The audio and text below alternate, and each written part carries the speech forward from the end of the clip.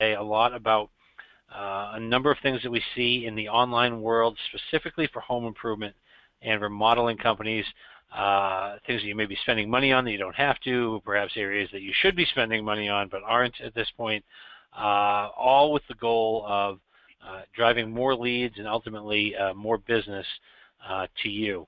So I see we have a good crop of people here so far. We're going to give everybody one more minute, and then I will get started, and we'll start going through the webinar, okay?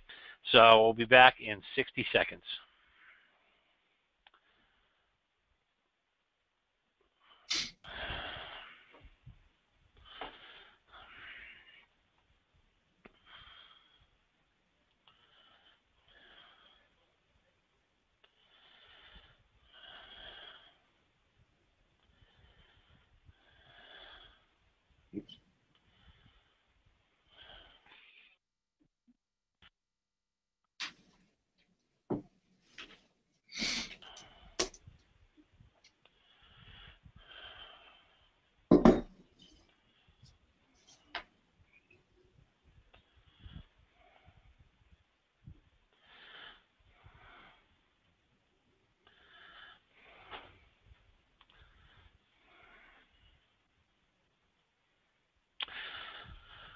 Okay, Brian, you want to get started?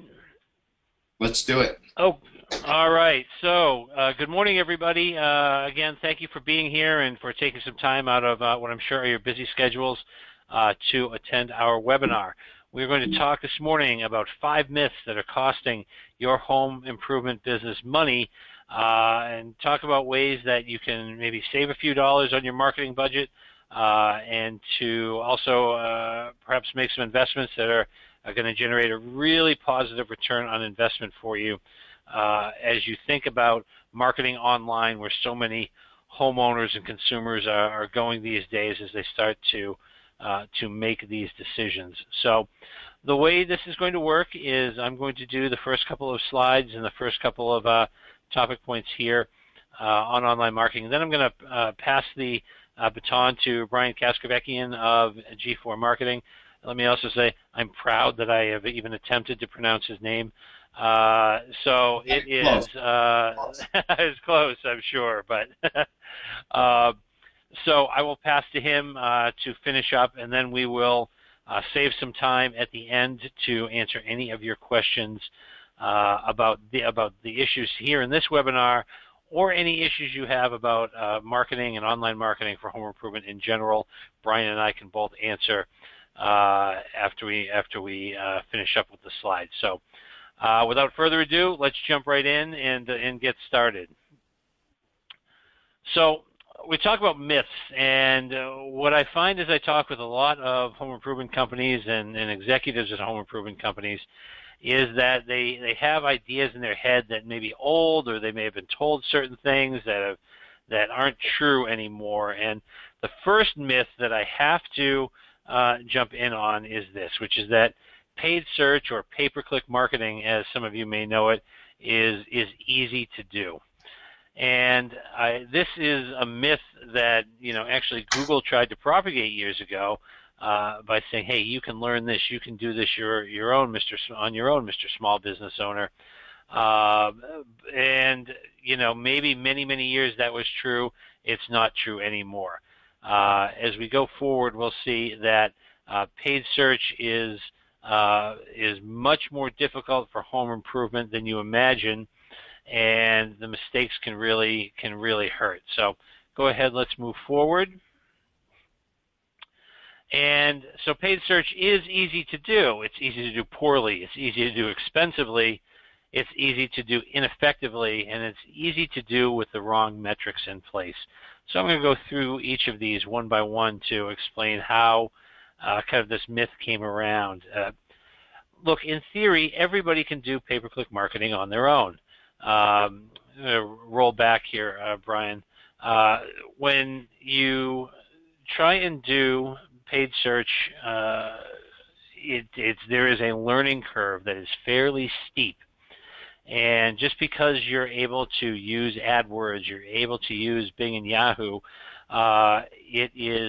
it can be very expensive to learn and figure out what your mistakes are. So some folks who do this poorly generally haven't worked in home improvement before. Maybe they've learned to do paid search for travel or for medical or for some other, for retail. That's all fine. It's very different than doing it for home improvement, where phone calls are so important, or qualified leads are so important, rather than the metrics that you can generate through AdWords themselves. A lot of people who run AdWords for home improvement and haven't done it before simply don't understand the home improvement revenue chain. They don't understand that leads are nebulous. It's the number of appointments that you set that's important. It's the number of sits or demos that you're able to get from those appointments that's ultimately important. And more important than all, of course, are, I paid for all these clicks, I did all this work, how much should I generate in retail sales or installed sales at the end of the day? Most of the AdWords managers or the pay-per-click managers that I've talked to simply don't understand this, and they put together campaigns that just don't drive the desired result. Paid search is easy to do expensively. So what's happened over the last 18 months has been that Google has slashed the amount of space or the number of advertisers that are allowed to do paid search and pay-per-click. So there's really only 4 advertisers now at the top of the page that get any major shelf space per se, and it's expensive to go there. It's expensive to be in those top positions, and if you don't know what you're doing, if you get the geo-targeting settings wrong, if you are advertising outside of your area, particularly for expensive big-ticket products like windows or siding or roofing, it can be very, very expensive to learn how to do this correctly. And so it's something certainly that we've done over the years. We know this stuff inside and out, but they're expensive lessons, especially if you don't know this. Easy to do ineffectively. So paid search and pay-per-click, you think, well, this is a fairly simple method. You pay and you get clicks and they go to your website and it should just work. The reality is that it is much more difficult than you imagine, because it's not just keywords and paid clicks. It's the ad copy, it's the landing page, it's the response paths that everybody has to use in order to get this to work at kind of peak efficiency. If you get any of those areas wrong, so if you have a landing page that isn't converting people, you're just spending money on clicks that aren't going to drive leads. If you have a landing page that doesn't have phone numbers that are visible, people become frustrated and they click elsewhere. If they're on a mobile phone and they find that your site isn't responsive and isn't easy to use, they don't click to call, they click to a competitor. So there's a whole host of those factors that come into play in terms of doing paid search effectively that most, I would say 95% of the advertisers I know in home improvement aren't doing. And this is what we study and we spend all day with, all the time with, I should say, to make sure that we get it right. It's easy to do with the wrong metrics in place, and this is the key with a lot of AdWords managers or online marketing managers. What they do is they look just at Google. How many impressions did I get? How many clicks? What's my quality score? How did I score on all of those measures? All of that is fine, but it has very little to do with your business. It has very little to do with what you ultimately want, which are qualified leads, qualified phone calls that turn into appointments and sits or demos. So it's easy to do with those wrong metrics in place. You really need somebody that has a true home improvement experience there to help you to know, yes, I'm spending money on Google, on Bing, on Yahoo. I'm now figuring out exactly how much of a return I'm getting on those dollars. So why don't we move forward and I'll show you a little bit more on the paid search front. So one of the things that we've seen happen over the past couple of years is that people have become more reluctant to scroll And in response, Google has become better at giving homeowners more opportunity before they scroll. So this is a page I just typed in closet organization. 65% of the clicks from a search are going to come before anybody scrolls. And why is that? Part of it is laziness, but the even bigger part of it is that Google has made it so easy to choose something before you click, because this is where they make their money. So if you look at this page, you have 1, 2, 3, you have 7, 8, 9, 10. You have a dozen choices before you have to scroll for exactly what you're looking for. This is where homeowners go to make decisions. They have an interest. They have momentum. Google wants them to carry that momentum forward and then click on the links above the fold versus scrolling down to some of the free listings. So the number of clicks that's happening right there is incredibly high, and this is where the volume is for so many home improvement advertisers to get people right when they're hottest. It's immediate, it's deliberate. You're getting the audience when they're kind of at the height of the determination phase, as they're starting to think about who they can come and have work on their home very, very specifically. So that's certainly happening on the desktops. Go ahead, Brian. Hey, Todd, quick question. Yes. All of these tiles up here at the top, are those paid spots as well? In some cases they are. In other cases they're just put up there as brands that Google is using as a way to try and get more, to deliver very specifically for the brands that they have relationships with, to get them right at the top of the page. So closet organization could mean a small retail purchase from Home Depot, or it could mean a $20,000 walk-in closet design from folks. So this is the brand rotisserie that they put in. Sometimes they won't run it at all, and they'll just go with paid search ads, but it's something they are experimenting with right now. Got it. Cool. Okay. So this is an old search results page, but it's the best illustration of where people click, and you can see it's right at the top of the page. The old joke is, if you want to disappear forever, go to page 2 of the Google results page.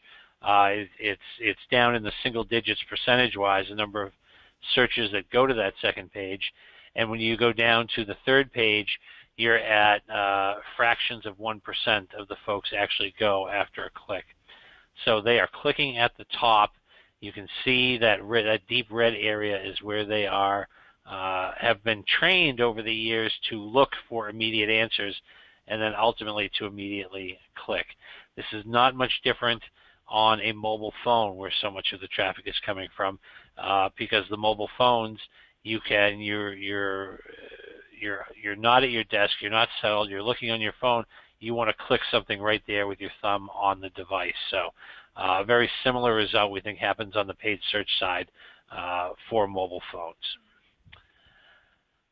Okay, let's move on.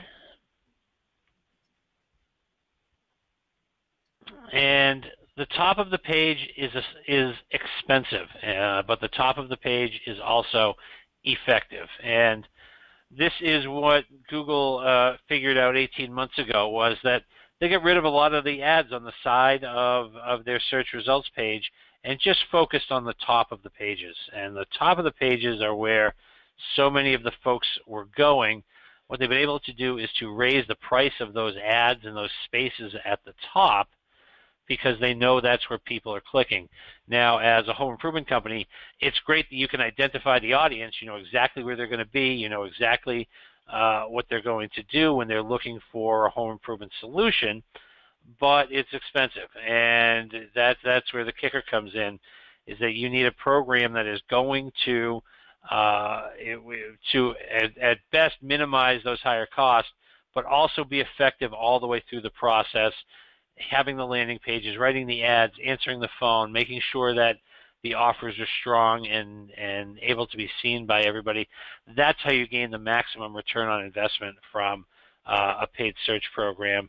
The days of this being easy and simple and it's not that difficult, those are over. It's become much more complex and much more of a blood sport at the top of the page because that's where the homeowners are and that's what everybody's fighting for. Okay. I'm going to move forward. Here's what it looks like on a mobile phone. So we just looked at a desktop. Look at how much less space there is here.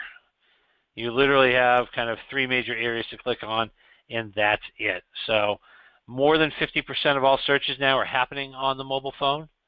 And the homeowners, we have found the number of leads coming is approaching 35% from what we've seen so far this year.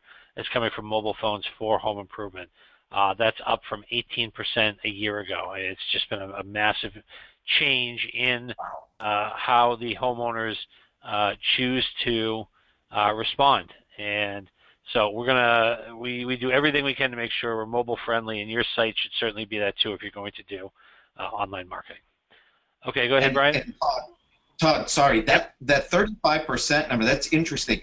That's for big ticket items, window, siding, roofing, bathrooms?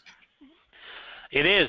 It is much different than, 5 years ago. What I thought was that why would anybody make such a big decision on a bigger ticket item, $20,000, $30,000? Why would you do that on your phone?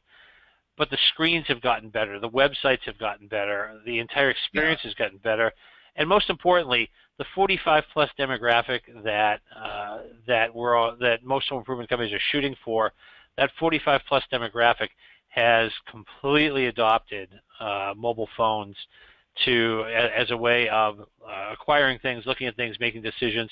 I have mine here, and to show you how embarrassed I am, I've actually checked my own phone during my own presentation already while we're here. So it's becoming an addictive piece of technology, and one that the older homeowners who would be, the prospects for home improvement companies, they're trusting their phone more than ever before, and we don't see that backing off anytime soon. Wow. Crazy number. It is. All right, myth number 2. My website is already optimized, and this I always find to be interesting when I talk with marketing managers or folks at home improvement companies. A lot of times what I hear is, we just spent $15,000, just spent $20,000 on redoing our website. How is it that we still have to keep doing this? And the answer is it is a marathon, not a sprint. The website that you have should always be in a state of continuing optimization and in a state of continual improvement. And as I go through a couple of slides here, I'll explain how you can do that. Being on the web today, even if you're just staying in place, that is difficult to do. Websites are never completely optimized. There's always something else that you can add. There's always more content. There's always ways to make it a little bit friendlier than it is today. And the importance of that is that your competition increases every day. There's always somebody joining the market in terms of adding new web pages, adding new content, adding new images, adding new mentions from social and reviews. It is hard just to stay in place.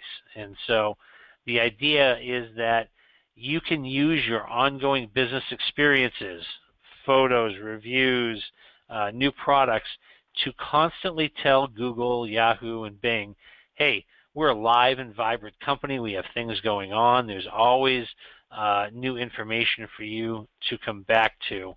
I think when you think about home improvement companies, it's an industry where you go in, you start a job, you hit certain steps along the way, and then the job is finished and you move on to something else. The websites aren't that way, and you go in, you make as many changes as you can to make sure you're optimized, but then you have to keep going all the way as you advance on, just to make sure that the website appears to be living and breathing to everybody who comes to it. So let's move on to our next slide here. If you're a national site, so you all buy from distributors of windows, of awnings, of bathroom products, they have a whole complicated series of ranking factors that it looks like a bad chemistry chart here, which I failed in high school. It's very, very difficult to know what to do for those big websites that have thousands of pages and tons of national competitors, and they sell retail, they do all sorts of things. It's very difficult to figure out how those sites should be optimized.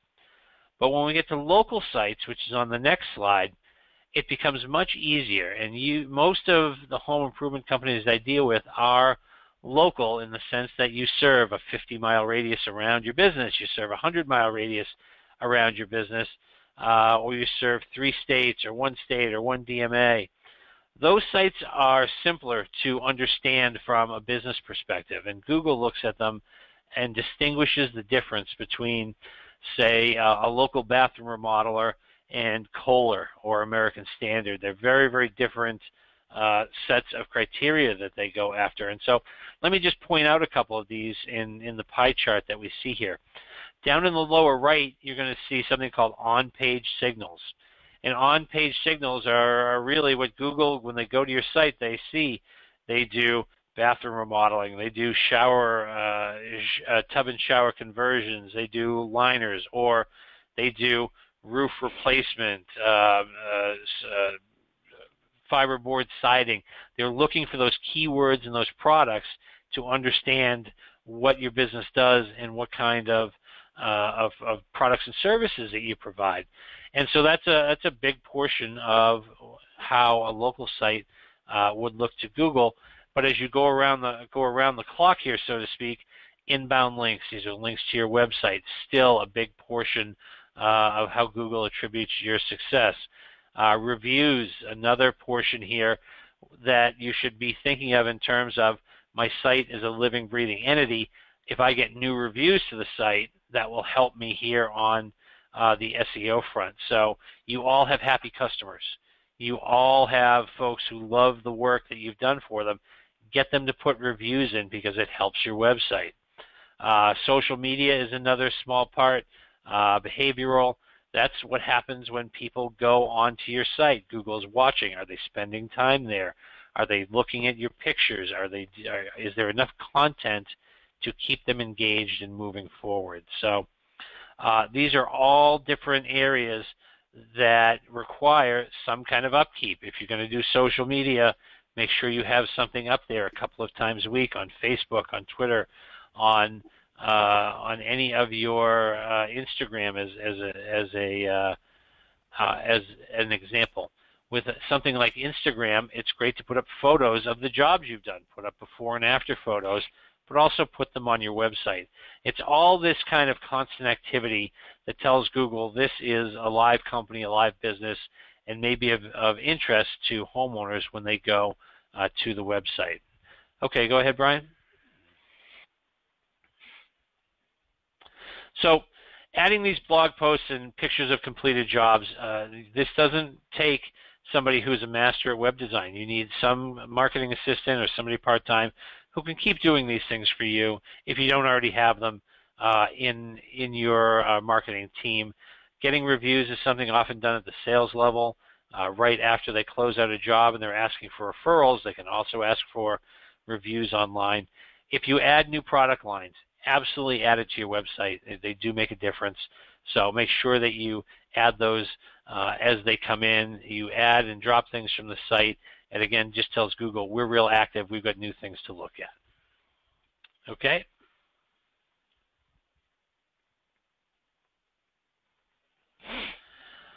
All right, myth number 3, and this one is a personal pet peeve of mine. Online listings make the phone ring.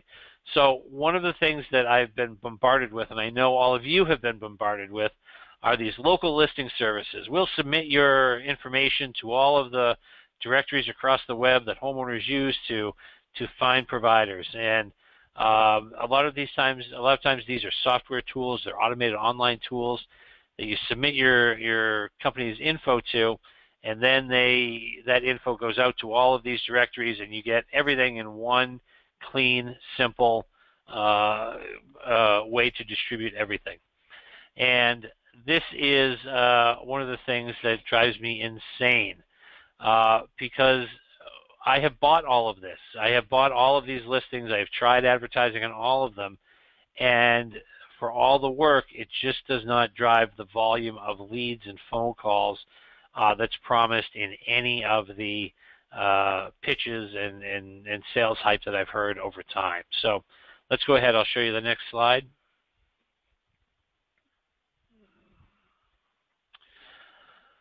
For all of these companies and all that they promise and they advertise and all that they do, most of their traffic comes from Google. You see their listings in Google, and people do a search, click down to the listings, and then they click on these places from Google and then go there.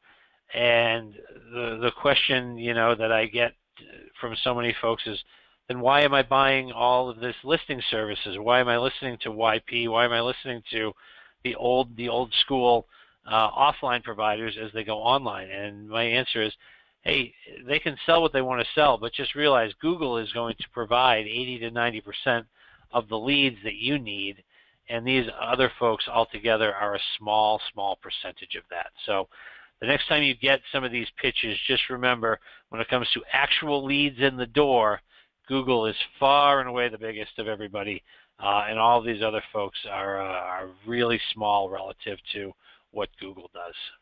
Okay?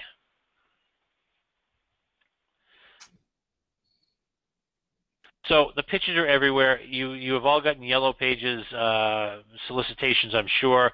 This is the phone book sales machine, constantly overstating and pitching their importance. A lot of them, they're not lying. They just don't know the online behavior of homeowners and how that works. The leads just aren't there. And I'm being generous here, if you added it all up, all of these produce less than 10% of what Google produces. So focus on what's important. Google certainly falls in that category, and don't worry too much about these directories. So with that, I'm going to pass it over to Brian for the next couple of myths. He'll take it from here, and then we'll open it up for questions at the end. Cool, thanks, Todd. And we've already got a bunch of questions that came in, but I guess we could just leave them for we'll just leave them for the end. Sure. All right, so I'm gonna talk a little bit about the review side of things. You know, myth number 4: negative online reviews don't hurt sales. They absolutely do. What's happening today is today's consumers, really, their behavior has changed. They are, you know, if I was to ask all of you, you're gonna, you know, are they better educated? You're all gonna say yes. Do they have more options? You're gonna say yes. They absolutely do online. And they have this way of talking to each other in a way that they've never been able to talk to each other before, and that is in the form of reviews. So this is something that's really got to be focused on in your business. Now, Todd touched on it earlier when he talked about what, you know, contributes to SEO on your site. But if we're talking about lead generation, one of the things that's really critical is not only lead generation, but also actually selling. Reviews are really going to be something that's going to help you get ahead. Now, we've all seen the statistics, so I'm not going to bore you with the statistics, but these numbers are growing and growing every year, and they're getting to the point where you can pretty much say everybody. So 87% of consumers said a favorable review has confirmed their decision to go through with a purchase. So today, you know, people are going on Google, as Todd was talking about. They are clicking those links. They are going to websites, but they also want to see reviews. They want to see what other people are saying, and they want to see what recent customers are saying, what recent people are saying. You know, you look at a lot of these home improvement websites, a big, busy company, and they've got 4 Google reviews from a year ago, you know, or 3 years ago. Well, that's not good enough anymore. You've got to have a steady stream of things coming in, showing people, hey, we did work yesterday and somebody was happy, right? And this is what people are looking for. Almost everybody is reading online reviews today. This we know. Just look at your own behavior. I tell the story about this stupid little device. I don't have it here on my desk, but the stupid $8 device that I read a review on. I'm looking at, the reviews on a stupid $8 little thing. What are people doing for an $8,000 remodel, right? So they're reading online reviews. They're looking at online reviews. The other thing that they're looking at is they're looking at your star ratings. So you've got to make sure that your star is over 4. Obviously, you don't want to be 1, you don't want to be 2, you don't want to be 3 when people see you online. The difference between 2 stars and 4 stars is huge. It's 3.5 times more, people that would do business with you if you had 4 stars versus people, versus 2 stars. But I'm not telling you anything you don't already know. Let's look at the practical application of this. So this is a search that I did in Miami for a roofing company, and so here's one company's listings that came up. Number 1 is Google. Number 2 was Yelp in this case. 5 Google reviews, 4.3 star rating. Their number 2 was Yelp. Now this is, we're not going to go deep on this, and so I know a lot of you hate Yelp, and that's fine, but the fact of the matter is it's there. They're there, right? And in this case, it's hurting this company because they've got a 1-star rating and they've got 2 reviews. And by the way, this right here, this is a company that didn't even do business with them, all right? So we all know that about Yelp. Take a look at this company. Same page. These are in the organic listings. This is not in the what Todd was talking about earlier, which was the top section, the paid listing. These are the organic listings right below. Take a look at this company right here. 140 Google reviews, 4.9 star rating. Now the second thing that shows up for these guys is Facebook. 4.7 rating, and they call it votes, but it's it's reviews, right? So the question here is who's getting more leads, right? Is it this company or this company? And then you got to ask, who would you choose? If you're a consumer, if you're out there looking for windows or roofing or siding or bathrooms or whatever you're looking for, which company in this example are you going to choose? I don't know about you, but I'm going to go here first because I can go and I can read what 140 people have to say about this company, right? So that is the review component. So as Todd said before, you have happy customers.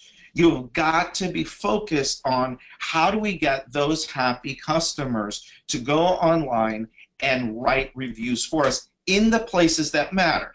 So number 1 is Google. Google is the number 1 place where it matters. Number 2 and number 3 behind that is Facebook and Yelp.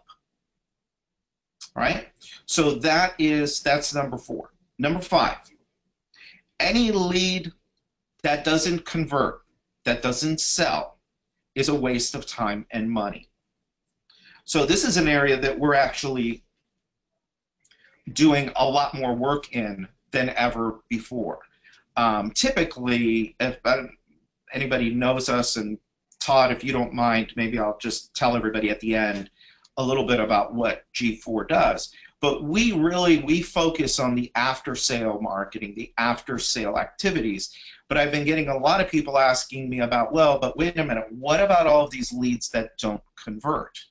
And so there's an opportunity there in almost every company with what happens with those leads. So let me just kind of quickly go through this with you, and maybe it's going to open up some ideas of what you could do inside of your own business. So the typical lead life cycle kind of looks like this. A lead comes in, or an inquiry comes in, it's converted into an appointment. The appointment is then converted into a demo or a sit or a presentation, and then the job is either sold or it's not sold. Okay? The problem with this model is that there's a ton of wasted opportunity. Now, here is where you're, the leaky bucket. I love the leaky bucket because it's like you're feeding leads into your machine, into your business machine, but some of these are turning into sales. But what about all the ones that aren't? They're just kind of, those are the leaks in your bucket that need to be fixed. So if we look at the lead life cycle and we maximize its profitability potential, it's going to look something more like this, where you look at the lead as it comes in as either, yes, we set an appointment, or no, we didn't set an appointment. And if we didn't set the appointment, what are we doing with that contact record? What are we doing with that person? Now, those of you that use Keyword Connect, they do an incredible job right here. They do an incredible job of converting that raw inquiry, that nebulous lead, into an appointment for your business, and then they give you that appointment. But for a lot of you, you also have other lead sources coming in where a lead does come in or an inquiry does come in, and for one reason or another, the appointment is not set. And so again, what do you do with those names? What do you do with those people? And in most companies, what happens is it just goes into the database and nothing happens to that name. So that's one area of opportunity. The other is, next, the appointment. So the appointment has been set.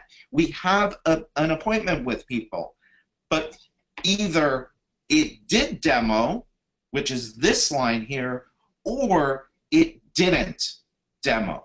We didn't get in to see them. We weren't able to make the sales presentation for one reason or another.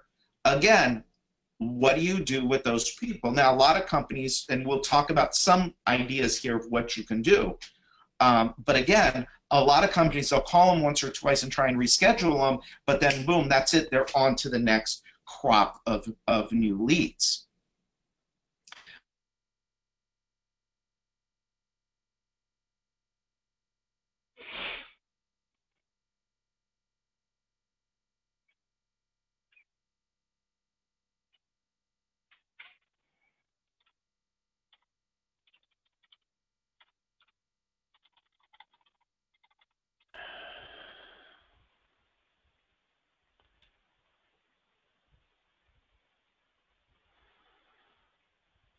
In because it is a huge opportunity. It's kind of like your bonus here is, what are you doing with people after the sale has been made, after the job has been completed, after you've collected the money? What are you doing to get those reviews? What are you doing to get those referrals? What are you doing to get them to come back and buy more from you? Okay, so some of the things here that you can do is with the lead to appointment is, the first thing is better scripting. I'll guarantee you, if you go into Keyword Connects and you go into their call center, one of the things that they hyper focus on and probably obsess about, because this is something I used to obsess about in my home improvement business, was what is the scripting that we're using to convert the lead into an appointment. So that's one thing we can look at. But then also it's, what are we doing to follow up with that person if they don't set an appointment? So we've set up systems where we're emailing, where we're texting people. And in some cases, you may even add them into your mail stream, where you may direct mail out to these people. But again, you've got to, this is something we look at on a case-by-case basis, but I'm just giving you some things that you can do in each of the areas. The other thing here that we're going to talk about in all of these areas is long-term nurture. What are you doing to nurture these contact records, these leads, these appointments that did not, one reason or another, were not run, were not set, the demos that were not sold? What type of long-term nurture system do you have? Right? So we use things like email newsletters. We use things like texting. We use things like, email marketing that goes out just to stay in front of people, stay in front of people, stay in front of people, stay in front of people. Because we don't know why they didn't set the appointment necessarily. Maybe something came up. We don't know why they couldn't make that appointment that day, why it didn't demo. Something came up, right? We don't know why maybe they didn't buy that night. They may not give us the real reason. Maybe the day that you show up is the day they found out that one of their kids just got accepted to a college that they can't afford. You never know. But the situation may change a month later, 3 months later, 6 months later, a year later, 2 years later, right? And so the idea is to stay with them and stay with them and stay with them and nurture that lead along until something happens. I say, and I'll just say it, among our small group here, as they buy, they die, or they opt out, right? They tell you, just stop. Don't send me anything else, right? So in each of these areas, we could basically follow the same strategy. Is what are we doing to recover that appointment or recover that sale? But if we can't recover it today, this week, right now, what are we doing to make sure that we stay in touch and stay in touch and stay in touch with these people, again, until they do something definitive, like buy, like die, or opt out of your sequences. Again, same thing here with rehash. My contention is the further along they get in your process, the further along they get in your process, the more valuable they become and the more resources they deserve to be thrown at them. Or I shouldn't say maybe deserve, but the more resources you can throw at them in order to get them to convert, right? And then again, I just wanted to mention here post-sale is what are you doing to stay in touch? What are you doing to make sure that that customer stays with you and is not going to go somewhere else? What are you doing to help them make referrals to your business? What are you doing to get them to send you reviews? And what are you doing to develop that long-term connected relationship with them so that when the need comes up, when the opportunity comes up for the next project, they're not going to go somewhere else looking for it. So, Todd? Here I am, guys. Thank you very much. I wanted to make sure Brian had the spotlight, although there's no spotlight big enough for him. I just want to wrap up here, and then we'll take some questions. Keyword Connects, we do exclusive home improvement sales leads. We work with hundreds of companies across the country. These leads develop into appointments 60 to 80% of the time. We've been doing this for over 11 years, and we're also performance-based. So if you wonder who's the guy with no life who sits around and figures out what Google means to home improvement all day, you are looking at him. I'm that guy who's, yeah, exactly, I'm the guy. So we can help you drive more leads. We can help you drive more leads that set into appointments and ultimately become installed sales at really strong rates. So if you think of it, give us a call afterwards or subscribe to our blog. We'd love to tell you more about what we're doing. All right.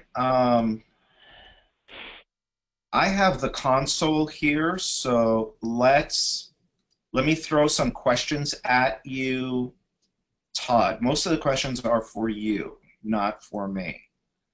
I'll take some questions too, people. All right. What about the Google limit of 4 ads at the top of the page that you mentioned? Okay. Not sure what that question is, Todd, but you might. Sure. And so what happened was this was about 14 or 15 months ago. Uh, Google for years, and I mean for a good 12 years at least, had run kind of 3 ads at the top and then another 8 or 9 ads on the side. And then I'm not kidding, I got a text from somebody on a Thursday night saying Google is changing everything come Monday morning. And they did. They got rid of all the ads on the side of their search results pages and then just focused on 4 ads at the top. What this did was it forced a kind of you're moving up or you're moving out kind of a strategy among advertisers that if you were just trying to get cheap clicks down on the right-hand side, Google was not going to allow that anymore. You were going to pay for the privilege to be up at the top where all of the major traffic is, and you couldn't get by on lower cost per click or lower budgets. What they did to help advertisers, and this is really where we saw some very strong things, is they gave us more space, more characters, more links, more opportunity to grab that visual eye space when people are searching. So they expanded the ads, and we're getting more clicks than ever in that top 4, but they are a little bit more expensive now relative to where they were 15 months ago. All right. How do you get to be how do you get to be one of the 12 listed at the top outside of paying for those spots? So that's a fine question, and the outside of paying for the spots, occasionally Google has a tool that, like the rotisserie that we've shown, where they identify brands, and when they put brands up at the top, it is you should get on your knees and thank the Google gods that you are there. But it comes and goes and is something that I don't have great strategies for, to be honest with you, because Google doesn't reveal a lot about that. That the top ads that we saw earlier that were free could disappear tomorrow. This has happened to me. I had a client where their brand was the first link on the page. It wasn't being paid for. And for 9 months, we got all this traffic, and we got all these leads, and we got all this, and I'm looking like a genius. And then Google just, without warning, just made the whole element disappear. So if I had that answer, I would probably be wealthier, better looking, and thinner, but that's not happening right now. So Yes. So does pasting a review posted on our Google page count to help optimize our site? So it doesn't hurt, and if these are your customers, it's better to have those reviews, even if they come from Google or from Yelp. It's better to have them there, and I wouldn't think of it so much in terms of is it going to hurt from Google. What it will definitely help are the people who are going to your site. It's going to help them convert into a lead where there may be some marginal, like, we're talking fractions of a % of an issue with duplicate content. What it's going to definitely help is when people go to your site, they see a good review. It really does make a difference, and I think it's a cheap way to increase the ROI on your website. So I would absolutely do it by putting those. We've done it. We do it on our website. So take that for what it's worth, but I think it's a good strategy to post those on your site. And if I Here's could the other just thing, one more thing on that. Include the city and town name. Make sure you have the city and town name on the review. It gives Google another clue as to where those people are coming from and helps them locate your business a little better. Yeah, and one of the things that you can do is there are systems, and we have one, we call it authentic feedback, but there are systems where it's embedded right onto your site. So we create a page for either reviews or testimonials, and then we embed right in there a feeder of all of your reviews that are coming in, and we'll pick up Google, and we'll pick up Yelp, and we'll pick up all of the other reviews. That's the way that we do it. We do it for our clients, is we embed that right onto their sites. Best advice on how to handle negative reviews. Okay, so in terms of negative reviews, the number one thing that will help you combat negative reviews are getting other positive reviews. What happens in the life cycle of a review is it goes live and it may appear right at the top of your reviews. So you could have 8 or 10 great reviews and then one negative one on top. If you immediately go out and get 3 or 4 more positive reviews, it pushes that bad review down. It can push it to the second page of your reviews where fewer and fewer people are going to see it. So when I say at the end of your sales, get a good review, those good reviews are going to overwhelm, but they're going to, if you think about steps like a ladder, if you have a bad review at the top rung, and then it goes down a rung and down a rung and down a rung, the further you push those leads down, the fewer people who are going to see it. The other thing that I've seen is you can reply to reviews on some services. Don't get into a shouting contest or a troll war online. It is not worth it. Nobody ever wins. What I do say is just write a reply that says, "We're sorry that you weren't happy with your experience. We'd love to make it right for you. We have hundreds of satisfied customers. Please call me." And that at least shows you're responsive. It shows you're trying to answer questions about the job, and is generally well received by other prospects who are looking at the review. Yeah, absolutely. James is asking, do you have different, oh, this is for me, Brian, do you have different monthly budgets for various size companies? Yes, we do, of course. Just reach out to me, and I'll be happy to help. Okay. We are already using Keyword Connects. Great. This is from Scott. Excellent. What do you see the future is bringing to us that we might not know about, that we should use our money to upgrade our marketing process or processes?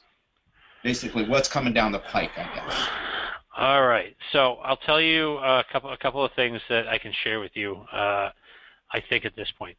One of the things that Google is about to make a bigger push in are video ads, and their video ads, as well as potentially using an AdWords type system for buying television advertising.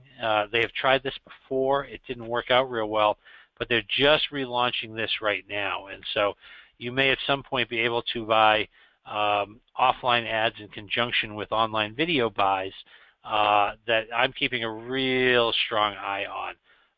If there's a way to do both, to get views from both video and offline, and you can buy it more cost effectively, I think that's a big market that Google wants to take a shot at. So I don't think it's going to happen, this summer, but it may be something that starts to gain steam for next spring selling season. Is that something that Keyword Connects would start doing for its clients? So number one, I am the biggest Google sucker out there. I will try everything and anything that they have for home improvement, and this is something we've talked about with them for a long time. It's now kind of semi-ready for prime time. So when we get to that, we'll absolutely be able to do that, as long as it drives leads. And if they start to give us other statistics and changing the measurements, interactions don't mean anything to us, or average viewing time. That stuff is soft. We need it to generate leads, and as long as it does that, we will continue with that. Absolutely. Awesome. You talked about pictures for social media. Pictures. Sometimes the guys in the field don't take the best pictures. Is it still better to get a picture, even if it's not great, to like show activity?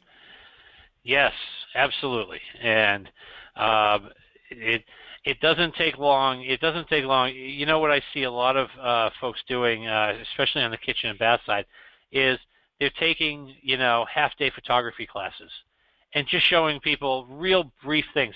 Here's how you frame a picture. Here's the rule of thirds. Like really basic stuff can improve the quality of the photos that they take. I know it sounds silly. You mean I have to have my installers take a photography class? if you have some free time and you have a period where you're not quite as busy, I think it's worth it to do. It's becoming more important to put out there. With more people looking on the phone, the quality of the images becomes important. And you don't need to be Ansel Adams here. This isn't, this isn't something that's going to go in an art museum. You're just trying to illustrate how you've resided a home, or how you've redone a roof, or redone the floor in a specific area. It's pretty easy to do. I think it's just a little bit of training makes all the difference in the world for those photos. Cool.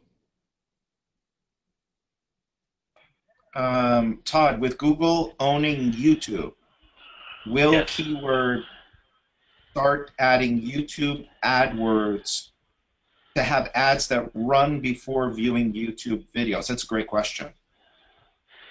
So it is a great question. And I'll tell you our experience with YouTube. We have done it for certain clients who've been willing to give us budget to do it. And the video ads, a lot of times, what's held us back is we're at the mercy of our clients filming those ads and doing the production on those types of videos. We've done all of the ads that we can buy and create ourselves. They're either small banner ads or they're text ads, but doing the small video ads, that's something we'd have to get from the client and then add and roll them that way. But absolutely, if you're a client and you have that type of stuff, we'd love to give it a shot. Cool. Well, that's all of the questions. There's a lot of questions. Those are good questions. I mean, everybody's paying attention. That's great. Yeah. Well, thanks for having me, my friend. Hey, Brian, thank you again, and thanks to everybody for giving us their time and their attention. Brian does a great job here with so many things in the online marketing world. He is one of the few people I actually trust and recommend to people when they talk about communicating after leads come in the door. So absolutely give him a call. And here at Keyword, we're driving a lot of leads right now. The markets are hot. Homeowners, we've never seen homeowners this responsive in 11 years, so it's a great time to go online and start doing things. Everybody, please have a good afternoon and get in touch with Brian or us here at Keyword. We'd love to talk with you again. So enjoy the afternoon. We'll talk again with you soon. Take care. Thanks, Todd.